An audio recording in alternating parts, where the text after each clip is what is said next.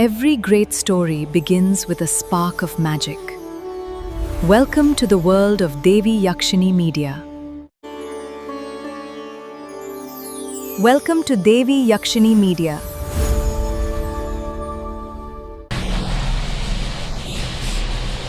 ನಮಸ್ಕಾರ ವೀಕ್ಷಕರೇ, ದೇವಿ ಯಕ್ಷಿಣಿ ಮೀಡಿಯಾಗೆ ನಿಮ್ಮೆಲ್ಲರಿಗೂ ಆತ್ಮೀಯವಾದ ಸ್ವಾಗತ. ನಮ್ಮ ಜೊತೆ ಇದ್ದಾರೆ ಶ್ರೀ ಸಂತೋಷ್ ಭಟ್ ಗುರುಜಿ ಅವರು, ದೀಪಾ ಯಕ್ಷಿಣಿ ಆರಾಧಕರು ಹಾಗೂ ಪ್ರಶ್ನಾಶಾಸ್ತ್ರ ತಂತ್ರಜ್ಞರು. ನಮಸ್ಕಾರ ಗುರುಗಳು. ನಮಸ್ಕಾರ. ಕಳೆದ ಎಪಿಸೋಡ್ಗಳಲ್ಲಿ ಅದ್ಭುತವಾದ ವಿಚಾರಗಳನ್ನ ಗುರುಗಳು ನಮ್ಮೆಲ್ಲರಿಗೂ ತಿಳಿಸ್ಕೊಟ್ಟಿದ್ರು. ಇವಾಗ ಕೂಡ ಒಂದು ಅದ್ಭುತವಾದ ವಿಚಾರ ಜೊತೆಗೆ ನಮ್ಮ ಜೊತೆ ಗುರುಗಳಿದ್ದಾರೆ. ಬನ್ನಿ ಕೇಳೋಣ. ಗುರುಗಳೇ, ಮತ್ತೊಮ್ಮೆ ನಿಮಗೆ ಚಾನಲ್ಗೆ ಆತ್ಮೀಯವಾದ ಸ್ವಾಗತ. ಗುರುಗಳೇ, ಇವಾಗ ತಂತ್ರ ಮತ್ತು ಮಂತ್ರದಿಂದ ಜನಾಕರ್ಷಣೆ ಅಥವಾ ಧನಾಕರ್ಷಣೆ ನಮಗೆ ನಾವೇ ಮಾಡ್ಕೊಳ್ಳೋದಕ್ಕೆ ಏನಾದರೂ ಪರಿಹಾರ ಇದೆಯಾ ಗುರುಗಳೇ? ನೋಡಿ, ಜನಾಕರ್ಷಣೆ ಧನಾಕರ್ಷಣೆ ಅಂತಕ್ಕಂಥದ್ದು ತಂತ್ರ ಅಂತ ಹೇಳಿದ್ರಲ್ಲ, ಆ ಒಂದು ತಂತ್ರ ಅಂತಕ್ಕಂಥದ್ದು ತಾಂತ್ರಿಕ ಅಂತ ಹೇಳಿ ಬರುತ್ತೆ. ತಾಂತ್ರಿಕ ಅಂತ ಹೇಳಿದ್ರೆ ಅದರಲ್ಲಿ ಒಳ್ಳೆಯದು ಇದೆ, ಕೆಟ್ಟದ್ದು ಇದೆ. ಒಳ್ಳೆಯದನ್ನು ಮಾತ್ರ ನಾವು ಯಾವಾಗಲೂ ತಗೋಬೇಕು. ಇವಾಗ ನೋಡಿ, ಜನಾಕರ್ಷಣೆ ಧನಾಕರ್ಷಣೆ ಮಾಡೋದ್ರಿಂದ ನಮ್ಮ ಒಂದು ಅಭಿವೃದ್ಧಿ ಆಗುತ್ತೆ, ಅನುಕೂಲ ಆಗುತ್ತೆ, ಒಂದಷ್ಟು ಜನಕ್ಕೆ ಸಹಾಯ ಮಾಡ್ಬೋದು, ಇವೆಲ್ಲ ಇರುತ್ತೆ. ಆಕರ್ಷಣೆಗಳಲ್ಲಿ ಸುಮಾರು ವಿಧಾನಗಳಿದೆ. 8ರಿಂದ 16 ವಿಧಾನದ ಒಂದು ಆಕರ್ಷಣೆಗಳಿದೆ. ಅದರಲ್ಲಿ ಪ್ರಮುಖವಾಗಿರ್ತಕ್ಕಂಥದ್ದು ಧನಾಕರ್ಷಣೆ ಜನಾಕರ್ಷಣೆ. ಯಾಕಂದರೆ ಎಲ್ಲ ಒಂದು ವ್ಯಾಪಾರಸ್ಥರಿಗಾಗಲಿ ವ್ಯವಹಾರಸ್ಥರಿಗಾಗಲಿ ಅಥವಾ ಏನಾದರೂ ಒಂದು ವಿಶೇಷವಾಗಿರ್ತಕ್ಕಂಥ ಒಂದು ಕೆಲಸಗಳಿಗೆ, ವಿದೇಶ ಪ್ರವಾಸ ಆಗಲಿ ಮತ್ತೊಂದು ಕೆಲಸಗಳಿಗೆ ಒಂದು ಹೋಗಬೇಕು ಅಂತ ಹೇಳಿದ್ರೆ ಅದಕ್ಕೆಲ್ಲ ನಮಗೆ ಜನಾಕರ್ಷಣೆ ತುಂಬ ಇಂಪಾರ್ಟೆಂಟ್ ಆಗುತ್ತೆ. ಮತ್ತು ಧನಾಕರ್ಷಣೆ ಬಂದು ಮನೆಗೆ, ವ್ಯಾಪಾರಕ್ಕೆ, ಆರೋಗ್ಯಕ್ಕೆ, ಆರೋಗ್ಯ ಸಂಬಂಧಿ ಒಂದು ತೊಂದರೆಗಳಿಗೆ, ಆಯಿತಾ, ಇದಕ್ಕೆಲ್ಲ ಆಕರ್ಷಣೆ ಅಥವಾ ಧನಾಕರ್ಷಣೆ ಅನುಕೂಲ ಆಗುತ್ತೆ. ಈ ಜನಾಕರ್ಷಣೆ ಧನಾಕರ್ಷಣೆ ಅಂತಕ್ಕಂಥದ್ದು ನಾವೇ ಮಾಡ್ಕೋಬೋದು. ಹೇಗೆ ಮಾಡಬೇಕು ಅಂತ ಹೇಳಿದ್ರೆ ಅದಕ್ಕೊಂದು ವಿಧಾನ ಇದೆ. ಅದನ್ನು ಯಾವಾಗಲೂ ಏನು ಮಾಡಬೇಕಂತ ಹೇಳಿದ್ರೆ ಗುರುಗಳಿಂದ ಅದನ್ನು ಕೇಳಿ ದೀಕ್ಷೆ ತಗೊಂಡು ಮಾಡುವಂಥದ್ದು ಬಹಳ ಇಂಪಾರ್ಟೆಂಟ್ ಇರುತ್ತೆ. ಅದ್ರ ಜೊತೆಗೆ ಏನಪ್ಪ ಅಂತ ಹೇಳಿದ್ರೆ ನಾವು ಯಾವ ಥರ ಮಾಡ್ಕೋಬೋದು ಅನ್ನೋದಕ್ಕೆ ಒಂದು ಸರಳವಾಗಿರ್ತಕ್ಕಂಥ ಒಂದು ತಂತ್ರ ಇದೆ. ಆ ತಂತ್ರ ಏನು ಅಂತ ಹೇಳಿದ್ರೆ ವಿಶೇಷವಾಗಿ ಅದ್ಭುತವಾಗಿರ್ತಕ್ಕಂಥ ಅಂಜನಾದೇವಿ ಮಂತ್ರ. ಅಂಜನಾ ಅಂತ ಹೇಳ್ತೀವಿ ಮಂತ್ರ. ಈ ಅಂಜನಾದೇವಿ ಮಂತ್ರದಿಂದ ನಾವು ಆ ತಂತ್ರವನ್ನು ಫಸ್ಟು ಮಾಡಿರ್ತಕ್ಕಂಥದ್ದು. ಆ ಒಂದು ಅಂಜನಾದೇವಿ ಮಂತ್ರವನ್ನು ಯಾರು ಸರಿಯಾಗಿ ದಿನಕ್ಕೆ 1008 ಸಲ ಒಂದು ಏಕಾಂತ ಸ್ಥಳದಲ್ಲಿ ಕೂತ್ಕೊಂಡು, ಯಾವುದೇ ದಿಕ್ಕುಗಳಿಲ್ಲ, ಪೂರ್ವ ಪಶ್ಚಿಮ ಉತ್ತರ ದಕ್ಷಿಣ ಯಾವುದೇ ದಿಕ್ಕುಗಳಿಲ್ಲ, ಗಂಡು ಹೆಣ್ಣು ಅನ್ನುವಂಥ ಭೇದ ಇಲ್ಲ, ಈ ಅಂಜನಾದೇವಿ ಮಂತ್ರವನ್ನು ತಗೊಂಡು ಅಂಜನಾದೇವಿ ಮಂತ್ರವನ್ನು 1008 ಸರಿ, ಆಯಿತಾ, 108 ದಿನಗಳ ಕಾಲ ಕಂಟಿನ್ಯೂ ಆಗಿ ಈ ಒಂದು ಮಂತ್ರವನ್ನು ಪಠನೆ ಮಾಡಬೇಕು. ಆ ಥರ ಪಠನೆ ಮಾಡಿಕೊಂಡ್ರೆ ಏನಾಗುತ್ತೆ ಅಂತ ಹೇಳಿದ್ರೆ ಮುಂದಿನ ದಿನಗಳಲ್ಲಿ ಆ ಒಂದು ಮಂತ್ರ ಪ್ರಭಾವದಿಂದ ನಮಗೆ ಆ ದೇವಿ ಒಲಿತಾಳೆ, ಅಂಜನಾದೇವಿ ಒಲಿತಾಳೆ. ಆ ಒಂದು ಎನರ್ಜಿ ಯಾವಾಗ ನಾವು ಮಂತ್ರದ ಮುಖಾಂತರ ಆ ಎನರ್ಜಿ ತೊಗೊಳ್ತೀವಲ್ಲ, ಅದು ನಮಗೆ ಯಾವಾಗಲೂ ಕೂಡ ನಾವು ಎಲ್ಲೇ ಹೋದರೂ ಏನೇ ಕೆಲಸ ಮಾಡಿದ್ರೂ ಕೂಡ ಆ ಒಂದು ಆಕರ್ಷಣೆ ಅಂತಕ್ಕಂಥದ್ದು ನಮಗಿದ್ದೇ ಇರುತ್ತೆ. ಮತ್ತು ವ್ಯಾಪಾರ ವ್ಯವಹಾರದಲ್ಲಿ ಅಭಿವೃದ್ಧಿ ಆಗುತ್ತೆ, ಅನುಕೂಲ ಆಗುತ್ತೆ. ಅಂತಹ ಒಂದು ಶಕ್ತಿ ಈ ಅಂಜನಾದೇವಿ ಮಂತ್ರಕ್ಕಿದೆ. ಈಗ ಅಂಜನಾದೇವಿ ಬಗ್ಗೆ ಹೇಳಿದ್ರಿ, ಮಂತ್ರದ ಬಗ್ಗೆ. ಅಂಜನಾನ ನಾವೇ ತಯಾರು ಮಾಡ್ಕೋಬೋದಾ ಗುರುಗಳೇ? ಖಂಡಿತವಾಗ್ಲೂ. ನೋಡಿ, ಅಂಜನಾ ತಯಾರು ಮಾಡೋದು ತುಂಬ ಒಳ್ಳೆ ಪ್ರಶ್ನೆ ಕೇಳಿ. ನೋಡಿ, ಅಂಜನಾ ಅಂತ ಹೇಳಿದ್ರೆ 8 ಥರದ ಅಂಜನಗಳಿದೆ, ಆಯಿತಾ. ಇದೆಲ್ಲ ಯಾರಿಗೂ ಗೊತ್ತಿಲ್ಲ, ಸುಮ್ಮನೆ ಏನೋ ಒಂದು ಹೇಳ್ತಾರೆ ಮಾಡ್ತಾರೆ, ಆ ಥರದ್ದೆಲ್ಲ ವಿಷಯಗಳು ಬರುತ್ತೆ. ಆದರೆ ಅಂಜನಾ ಅಂದರೆ ಏನಪ್ಪ ಅಂತ ಹೇಳಿದ್ರೆ ವಿಶೇಷವಾಗಿ ಕೃತಾಂಜನ ಅನ್ನುವಂತಹ ಮೂಲಿಕೆಯನ್ನು ಉಂಟಾಗಿರ್ತಕ್ಕಂಥದ್ದು ಅಂಜನ. ಆ ಅಂಜನವನ್ನು ನಾವೇ ತಯಾರು ಮಾಡ್ಕೋಬೋದು. ಆದರೆ ಕೆಲವು ಅದಕ್ಕೆ ಅದ್ಭುತವಾಗಿರ್ತಕ್ಕಂಥ ಗಿಡಮೂಲಿಕೆಗಳು ಬೇಕಾಗುತ್ತೆ. ಆ ಗಿಡಮೂಲಿಕೆಗಳನ್ನೆಲ್ಲ ಶೇಖರಣೆ ಮಾಡಿಕೊಂಡು ಅಂಜನಾದೇವಿ ಮಂತ್ರವನ್ನು ಒಂದೊಂದು ಮೂಲಿಕೆಗೆ 1008 ಸಲ ಹೇಳಿ, ಅಷ್ಟಮಿ ದಿನ ಆ ಮೂಲಿಕೆಯನ್ನೆಲ್ಲ ಸೇರಿಸ್ಕೊಂಡು ಒಂದು ಕಬ್ಬಿಣದ ಒಂದು ಬಾಂಡ್ಲಿ ಅಥವಾ ಏನಾದರೂ ಒಂದು ಹೋಮದ ಕುಂಡದಲ್ಲಿ ಅದನ್ನು ಹಾಕಿ ಭಸ್ಮ ಮಾಡ್ಕೋಬೇಕು. ಆ ಭಸ್ಮ ಮಾಡಾದಮೇಲೆ ಆ ಭಸ್ಮವನ್ನೆಲ್ಲ ತೆಗೆದು ಯಾವುದಾದ್ರು ಒಂದು ವಿಳ್ಯದೆಲೆಲೋ ಅಥವಾ ಒಂದು ಡಬ್ಬಿಯಲ್ಲೋ ಹಾಕಿ ಅದಕ್ಕೆ ಅಭಿಮಂತ್ರಿಸ್ಬೇಕು ಇದೇ ಮಂತ್ರದಿಂದ. ಎಷ್ಟು ದಿನಗಳ ಕಾಲ ಅಂತ ಹೇಳಿದ್ರೆ ದಿನಕ್ಕೆ 1008 ಮಂತ್ರ 90 ದಿನಗಳ ಕಾಲ ಅಭಿಮಂತ್ರಿಸ್ಬೇಕು. ಅಭಿಮಂತ್ರಿಸಿದ್ರೆ ಏನಾಗುತ್ತಂದರೆ ಈ ಒಂದು ಅಂಜನಕ್ಕೆ ವಿಶೇಷವಾಗಿರ್ತಕ್ಕಂಥ ಶಕ್ತಿ ಬರುತ್ತೆ. ಆ ಅಂಜನವನ್ನು ಏನು ಮಾಡ್ಬೋದು, ನಾವು ಯಾವುದ್ಯಾವುದಕ್ಕೆ ಉಪಯೋಗ ಮಾಡ್ಬೋದು ಅಂದರೆ, ಒಂದು ಆರೋಗ್ಯಕ್ಕೆ ಉಪಯೋಗ ಮಾಡ್ಬೋದು, ಆರೋಗ್ಯ ಸುಧಾರಣೆಗೆ. ಇನ್ನೊಂದು ಆಕರ್ಷಣೆಗೆ ಉಪಯೋಗ ಮಾಡ್ಬೋದು. ಆಕರ್ಷಣೆ ಅಂದರೆ ಗಂಡ ಹೆಂಡತಿ ಅಥವಾ ಪ್ರೇಮಿಗಳು ಈ ಥರ ಎಲ್ಲ ಇರ್ತಾರಲ್ಲ, ಈ ಒಂದು ಆಕರ್ಷಣೆಗೆ ಇದನ್ನು ಉಪಯೋಗ ಮಾಡ್ಬೋದು.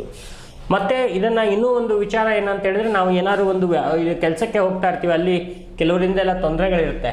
ಆ ತೊಂದರೆಗಳಿಂದ ತಪ್ಪಿಸ್ಕೊಳ್ಳೋಕ್ಕೆ ನಾವು ಅದನ್ನು ಆ ಒಂದು ಆಕರ್ಷಣೆಗೋಸ್ಕರ ಈ ಅಂಜನವನ್ನು ಉಪಯೋಗ ಮಾಡ್ಕೋಬೋದು. ಇದಲ್ಲದೆ ವಿಶೇಷವಾಗಿ ಆಕರ್ಷಣೆ ಅಲ್ಲದೆ ಪರ್ಟಿಕ್ಯುಲರ್ ಆಗಿ ಧನಾಕರ್ಷಣೆ ಜನಾಕರ್ಷಣೆ ಅಂತ ಹೇಳಿದ್ರೆ, ಈ ಅಂಜನಾದೇವಿ ಮಂತ್ರದ ಜೊತೆಗೆ ಕುಬೇರ ಲಕ್ಷ್ಮಿ ಮಂತ್ರವನ್ನು ಸೇರಿಸ್ಕೋಬೇಕು. ಮೂಲ ಮಂತ್ರ ಕುಬೇರ ಲಕ್ಷ್ಮಿ ಮಂತ್ರ, ಅಂಜನಾದೇವಿ ಮಂತ್ರ ಎರಡೂ ಸೇರಿ ಆ ಒಂದು ಮಂತ್ರ ಪ್ರಭಾವದಿಂದ ನಾವು ವಿಶೇಷವಾಗಿರ್ತಕ್ಕಂಥ ಅಂಜನವನ್ನು ತಯಾರು ಮಾಡ್ಕೋಬೋದು. ಆ ತಯಾರು ಮಾಡಿರ್ತಕ್ಕಂಥ ಅಂಜನವನ್ನು ಆ ಒಂದು ಮಂತ್ರವನ್ನು ಹೇಳಿ ನಾವು ನಮ್ಮ ಹಣೆಗೆ ಇಟ್ಕೊಂಡ ತಕ್ಷಣ ಅದು ಎಂಥ ದೊಡ್ಡ ಒಂದು ಕೆಲಸ ಆಗಿದ್ರೂ ಕೂಡ ಹೂವಿನಂತೆ ಎತ್ತಬೋದು. ಅದು ಅಷ್ಟು ಚೆನ್ನಾಗಿ ಅನುಕೂಲ ಆಗುತ್ತೆ. ಮತ್ತು ಮನೆಗಳಿಗೆ ದೃಷ್ಟಿ ಆಗೋದಕ್ಕೆ, ಅದನ್ನು ತಡೆಯೋದಕ್ಕೆ ಆ ಒಂದು ಅಂಜನವನ್ನು ಹಚ್ಚಬಹುದು. ಯಂತ್ರಗಳಿಗೆ ಹಚ್ಚಿ ಯಂತ್ರಗಳಿಗೆ ಶಕ್ತಿಯನ್ನು ಕೊಟ್ಟು ಅದನ್ನು ನಾವು ನಾವೆಲ್ಲ ಯಂತ್ರಗಳಿಗೂ ನಾವು ಹಚ್ಚಿಬಿಟ್ಟೆ ಕೊಡ್ತೀವಲ್ಲ ಅಂಜನವನ್ನು, ಆ ಥರ ಹಚ್ಚಿ ಅದನ್ನು ಕೊಡೋದ್ರಿಂದ ವಿಶೇಷವಾಗಿರ್ತಕ್ಕಂಥ ಅನುಕೂಲಗಳಾಗುವಂಥದ್ದು. ಆಯಿತಾ? ಈ ರೀತಿ ಎಲ್ಲ ಒಳ್ಳೊಳ್ಳೆ ಶುಭ ಫಲಗಳು ಸಿಗುತ್ತೆ. ಅಂಜನಾದೇವಿ ಮಂತ್ರ ಬಹಳ ಅದ್ಭುತವಾಗಿರ್ತಕ್ಕಂಥ ಮಂತ್ರ. ಆ ಅಂಜನಾದೇವಿ ಮಂತ್ರನ ಯಾವಾಗಲೂ ಕೂಡ ಏನು ಮಾಡಬೇಕಂತ ಹೇಳಿದ್ರೆ, ಗುರುಗಳಿಂದ ದೀಕ್ಷೆಯನ್ನು ತಗೋಬೇಕು. ಈಗ ನಮ್ಮಲ್ಲಿಗೂ ಎಷ್ಟೋ ಜನ ಕೇಳ್ಕೊಂಡ್ಬರ್ತಾರೆ, ಗುರುಗಳೇ ಅಂಜನಾದೇವಿ ಮಂತ್ರವನ್ನು ಕೊಡಿ ಅಂತ. ಸೊ ಹಣ್ಣು, ತೆಂಗಿನಕಾಯಿ, ಹೂವು, ಹಣ್ಣು, ಎಲೆ ಅಡಿಕೆ, ಬಾಳೆಹಣ್ಣು ಎಲ್ಲ ತೊಗೊಂಬಂದು ಆ ದೇವಿಯ ಮುಂದೆ ಇಟ್ಟು ಅಂಜನಾದೇವಿಯ ಒಂದು ಮಂತ್ರ ದೀಕ್ಷೆಯನ್ನು ತಗೋಬೇಕು. ತಗೊಂಡು ಆ ದೀಕ್ಷೆಯನ್ನು ತೊಗೊಂಡಾದಮೇಲೆ ಎಲ್ಲಿ ಬೇಕಾದ್ರೂ ಕೂತ್ಕೊಂಡು ನಾವು ಕೊಡುವಂತಹ ಒಂದು ಜಪಮಾಲೆಯಿಂದ, ವಿಶೇಷವಾಗಿ ಯಂತ್ರದಿಂದ ಒಂದು ಜಪವನ್ನು, ಸಿದ್ಧಿಯನ್ನು ಪ್ರಾರಂಭ ಮಾಡಬೇಕು. ಅದನ್ನು 90 ದಿನಗಳ ಕಾಲ ಕರೆಕ್ಟಾಗಿ ಮಾಡಿಬಿಟ್ರೆ ನೋಡಿ, ಅವರಿಗೆ ಯಾವುದೇ ಒಂದು ಕೆಲಸದಲ್ಲಿ ತೊಂದರೆಗಳಾಗಲಿ ವಿಘ್ನಗಳಾಗಲಿ ಇರೋದಿಲ್ಲ. ಮನೆಗೆ ಹಚ್ಚಿದ್ರೆ ಮನೆಗೆ ದೃಷ್ಟಿ ಆಗಲಿ ಅವೆಲ್ಲ ಇರೋದಿಲ್ಲ. ಎಲ್ಲ ಕೆಲಸಗಳಿಗೂ ಉಪಯೋಗ ಆಗುವಂಥ ಅದ್ಭುತವಾಗಿರ್ತಕ್ಕಂಥ ಅಂಜನಾದೇವಿಯ ಒಂದು ವಿಶೇಷ ಶಕ್ತಿ ಅದರಲ್ಲಿರೋದ್ರಿಂದ ನಾವು ಜನಾಕರ್ಷಣೆ ಧನಾಕರ್ಷಣೆನ ಮಾಡ್ಕೋಬೋದು ಅಂತಕ್ಕಂಥದ್ದು ತಾಂತ್ರಿಕ ಗ್ರಂಥಗಳಲ್ಲೂ ಕೊಟ್ಟಿದ್ದಾರೆ.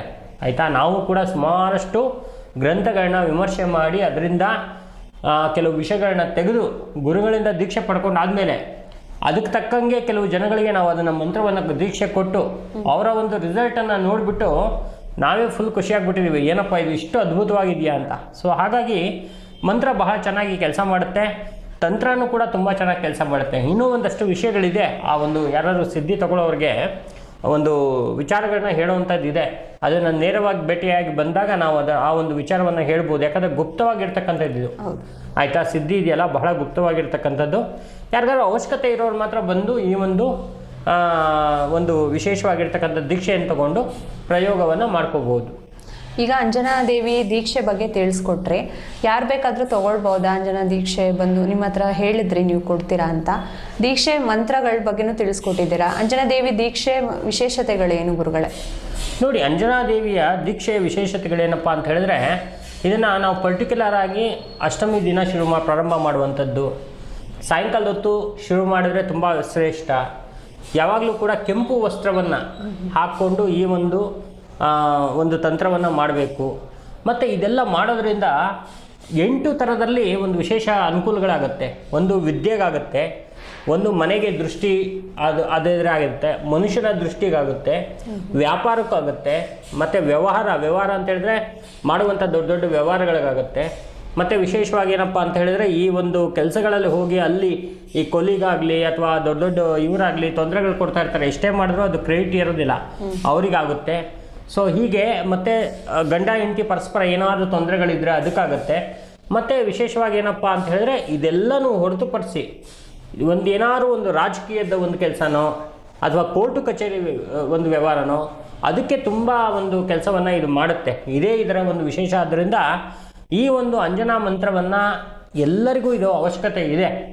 ಆದರೆ ಯಾರಿಗೆ ಇದರ ಮೇಲೆ ಸಂಪೂರ್ಣವಾಗಿ ನಂಬಿಕೆ ಇರುತ್ತೋ, ನಾವು ಮಾಡಿ ಸಿದ್ಧಿಯನ್ನು ಮಾಡ್ಕೊಳ್ತೀವಿ ಅಂತಾರೋ ಅವರು ಇದನ್ನು ತಗೊಂಡು ಅನುಕೂಲವನ್ನು ಮಾಡ್ಕೋಬೋದು. ಅಂತಹ ಅದ್ಭುತವಾಗಿರ್ತಕ್ಕಂಥ ಒಂದು ಮಂತ್ರ, ತಂತ್ರ, ಯಂತ್ರ ಎಲ್ಲವೂ ಇದೆ.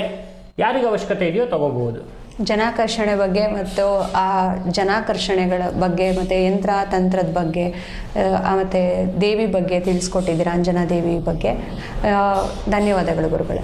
ನೋಡಿದ್ರಲ್ಲ ವೀಕ್ಷಕರೇ, ಎಂದ ಒಂದು ಅದ್ಭುತವಾದ ವಿಚಾರನ ಗುರುಗಳು ನಮಗೆ ತಿಳಿಸ್ಕೊಟ್ಟಿದ್ದಾರೆ. ಇನ್ನೂ ಹೆಚ್ಚಿನ ಮಾಹಿತಿಗಾಗಿ ಸ್ಕ್ರೀನ್ನಲ್ಲಿ ಬರ್ತಿರೋ ನಂಬರ್ಗೆ ಕಾಂಟ್ಯಾಕ್ಟ್ ಮಾಡಿ. ನಮಸ್ಕಾರ.